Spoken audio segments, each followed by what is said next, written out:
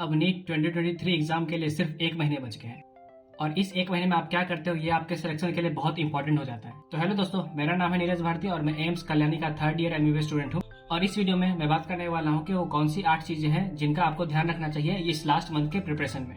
तो बिना किसी देरी का वीडियो में आगे बढ़ते हैं। सबसे पहला चीज का आपको ध्यान रखना चाहिए कि आपको अभी कोई भी नई चीज नहीं पढ़नी चाहिए।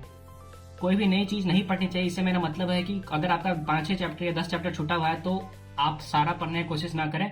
आप उन 5-6 चैप्टर के चलते जो आपका 92 चैप्टर है जो आपने ऑलरेडी कर रखे हैं उसको सैक्रिफाइस ना करें। बट अगर आपका सिर्फ 1-2 चैप्टर ही बचा हुआ है तो उस चैप्टर को आप कर सकते हैं। बस आपको ये बात ध्यान रखनी है कि जो आप नया चीज अभी करोगे उसको आप इस तरह से मत करो कि जो आपने पुराना पढ़ रखा है उसका रिविजन आपसे छूट जाए। और दूसरी बात जिसका आपको ध्यान रखना है वो है कि आप OMR प्रैक्टिस कर रहे हो या नहीं। देखो, OMR प्रैक्टिस सभी के लिए जरूरी नहीं है। मैंने अपने टाइम पे OMR का प्रैक्टिस नहीं किया था क्योंकि मुझे खुद पे भरोसा था कि एग्जाम में मैं सारा फिलअप करूंगा, मैं कोई भी गलती नहीं करूंगा। बट अगर आपको आपके ऊपर डाउट है कि आप गलती कर सकते हो OMR भरने में तो आप OMR प्रैक्टिस कर सकते हो अभी जब आप टेस्ट पेपर देते हो तब। अगर आप लोग सोच रहे होगे कि मैं OMR पेपर कहाँ से लाऊं तो आप क्या करो, इंटरनेट पे जाओ, आप OMR का एक इमेज डाउनलोड करो, आप उसका प्रिंट निकालो और जिस तरह से आप मॉक पेपर देते हो उस तरह से उसको फिलअप करते जाओ। और वो जो तीसरी बात है जिसका आपको ध्यान रखना है वो है आप मॉक टेस्ट देना। देखो, मैं अपनी सारी वीडियोस में यही बोलते रहता हूँ, आपको मॉक पेपर देना चाहिए, आपको मॉक पेपर देना चाहिए। मॉक पेपर नहीं देने से क्या होगा, जो आपके पुराने चैप्टर जो आपने पढ़ रखे हैं उसका भी आपका रिविजन नहीं हो पाएगा। इसलिए आप 1-2 चैप्टर के चक्कर में आपका जो 50-60 चैप्टर है वो आपके छूट जाएंगे। इसलिए मॉक पेपर देते रहना चाहिए और इस आखिरी के 1 महीने में तो मॉक पेपर पक्का देना चाहिए। और भले ही आपने अभी तक मॉक पेपर नहीं दिया हुआ हो मेरे इतने कहने के बावजूद भी, बट फिर भी आपको इस आखिरी के महीने मॉक पेपर देना ही है। अगर आप मॉक पेपर नहीं दोगे तो आपका सिलेक्शन नहीं हो पाएगा। सिंपल। देखिए, अभी नीट 2023 एग्जाम में बहुत कम टाइम बचा हुआ है और अगर आप अपना सिलेबस बहुत जल्दी खत्म करना चाहते हो तो मैं आपको एक ऐप मेमोनीट के बारे में बताना चाहूंगा। Memonit covers line by line NCERT। Last year जो नीट कंडक्ट हुई थी उसमें बायोलॉजी के ऑलमोस्ट 96 क्वेश्चन मेमोनीट के ही कंटेंट से आए थे। तो मैं अब आपको बताना चाहूंगा कि आप कैसे मेमोनीट का इस्तेमाल करके अपना सिलेबस बहुत जल्दी खत्म कर सकते हो। देखिए, मैं आपको बता नहीं सकता कि टेस्ट सीरीज कितना इंपॉर्टेंट हो जाता है किसी भी कॉम्पिटेटिव एग्जाम को क्रैक करने के लिए। अगर आपके पास कोई दूसरा टेस्ट सीरीज का एक्सेस नहीं है तो आप मेमोनीट का टेस्ट सीरीज को ट्राई कर सकते हो। इसमें आपको सब्जेक्ट वाइज टेस्ट सीरीज भी है और इसमें आपको फुल सिलेबस टेस्ट सीरीज भी है। और ये मेमोनीट का टेस्ट सीरीज इतना स्पेशल क्यों है? इसके टेस्ट सीरीज में सारे वैरायटीज ऑफ क्वेश्चन है, भले वो असर्शन रीजन या स्टेटमेंट बेस्ड MCQ ही क्यों ना हो। और इस टेस्ट सीरीज में आपको 100% NCERT बेस्ड क्वेश्चन देखने को मिलते हैं। और इस ऐप का एक अपना रिवीजन एल्गोरिथम है जिसमें ये आपको बताता है कि आपको कब कौन से चैप्टर को रिवीजन करना चाहिए फॉर बेटर रिटेंशन।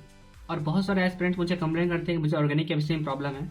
अगर आप भी पूरा ऑर्गेनिक केमिस्ट्री को बहुत जल्दी रिवाइज करना चाहते हैं तो इसके ऑर्गेनिक केमिस्ट्री में एक नेम्ड रिएक्शन नाम का सेक्शन है जहां आप पूरा ऑर्गेनिक केमिस्ट्री बहुत जल्दी रिवीजन कर सकते हो।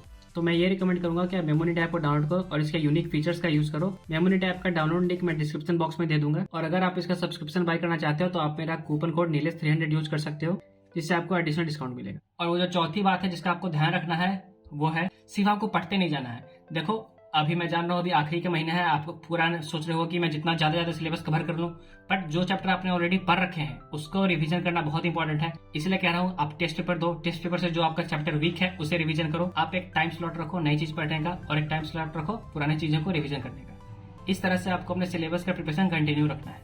और वो 5वीं बात जिसका आपको ध्यान रखना है वो है कि अगर आपके पास टाइम कम है, अगर आप सबसे ज्यादा हाई इन्फॉर्मेशन करना चाहते हो तो आप क्या करो, आप एक रेट्रोग्रेड फैशन में पढ़ना शुरू करो। जैसे एग्जांपल से समझते हैं, जैसे मान लेते हैं आपका SHM और वेब जो फिजिक्स का चैप्टर है वो आपने नहीं पढ़ रखा है। उस पूरे चैप्टर को पढ़ने के बजाय आप उसका क्वेश्चन बैंक जाओ और प्रीवियस ईयर क्वेश्चन जाओ, प्रीवियस ईयर क्वेश्चन खोलो, प्रीवियस ईयर क्वेश्चन का सॉल्यूशन खोलो और उस क्वेश्चन का कैसे सॉल्यूशन है वो सॉल्व करो। आप उसके क्वेश्चन और उसके सॉल्यूशन इतने बार देख लो कि आप उसके पैटर्न से एकस्टम्ड हो जाओ।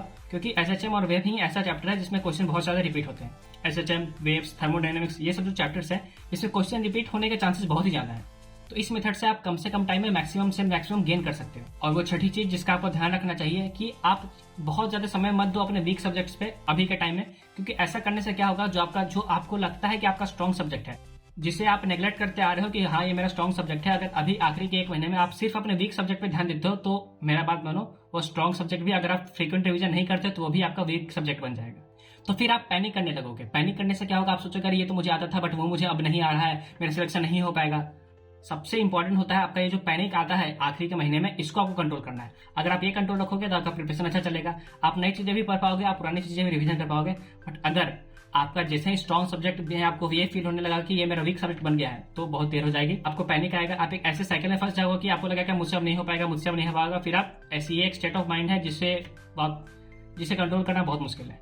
और सातवीं चीज जिसका आपको ध्यान रखना चाहिए कि अगर मान लेते हैं कि आपका कोई चैप्टर है जो आप छोड़ना चाहते हो, पूरा छोड़ना चाहते हो कि हाँ मैं ये नहीं करूंगा, तो उस चैप्टर के लिए आप क्या करो, आप कोई कोचिंग मॉड्यूल उठाओ और उस मॉड्यूल का क्या करो, सिर्फ प्रीवियस ईयर क्वेश्चन और कोई सेक्शन ए का जो पोर्शन है आप 50 से 60 क्वेश्चन उस चैप्टर से कर लो। देखो कोई भी चैप्टर बिल्कुल नहीं छोड़ना है, क्या पता उस चैप्टर से इजी क्वेश्चन आ जाए, फॉर्मूला बेस्ड क्वेश्चन आ जाए, जो आप कर सकते हो। बट आप ये सोचो कि मैं ये चैप्टर छोड़ दूंगा तो उस क्वेश्चन तो आप नहीं कर पाओगे। और एक नंबर से 300 से 400 रैंक का अंतर आता है नीट एग्जाम में। इसीलिए मैं ये रिकमेंड करूंगा कि कोई चैप्टर पूरा छोड़ने से अच्छा है आप उसका एटलीस्ट प्रीवियस ईयर क्वेश्चन या सेक्शन ए कर लो कोई भी कोचिंग मॉड्यूल से। और आठवीं चीज जिसका आपको ध्यान रखना चाहिए वो है कि अभी आपको बड़े बड़े किताबों के पीछे नहीं भागना है, क्योंकि अभी बड़े किताब पढ़ने का कोई फायदा नहीं। वो चीजें पढ़ने का क्या फायदा जो आप रिवीजन कर ही ना पाओ। देखो जो चीज आप रिवीजन नहीं कर सकते इसका मतलब यही है कि वो चीज आपने नहीं पढ़ रखी है। इसीलिए आप एक क्रिस्प बुक के पीछे जाओ, कोई कोचिंग का मॉड्यूल उठाओ, उसका सारा क्वेश्चन कर लो अगर आप कर सकते हो तो। अगर आप सिर्फ सिलेक्टिव पढ़ना चाहते हो तो आप सिर्फ प्रीवियस ईयर क्वेश्चन या कोई सेक्शन ए कर लो उस मॉड्यूल का। मतलब आप at least minimum number of question different types के सॉल्व कर लो कि वो क्वेश्चन अगर एग्जाम में रिपीट हो जाए तो आप उसे सॉल्व कर सको। बट किसी भी बड़े बुक के पीछे जाने का फायदा भी नहीं है। अभी आप डीसी पांडे, आरसी मुखर्जी ये सब बुक के पीछे जाने का जरूरत नहीं है। तो इन 8 बातों का ध्यान रखना है आपको अगर आप अच्छा रैंक लाना चाहते हो नीट 2023 एग्जाम में। इन 8 बातों का ध्यान रख के आप अपना प्रिपरेशन कंटिन्यू रखो। अगर आपको कुछ भी डाउट है तो इस वीडियो के कमेंट सेक्शन में कमेंट कर सकते हो, मैं आपको आंसर करने की कोशिश करूंगा। तो मिलते हैं नेक्स्ट वीडियो में, तब तक के लिए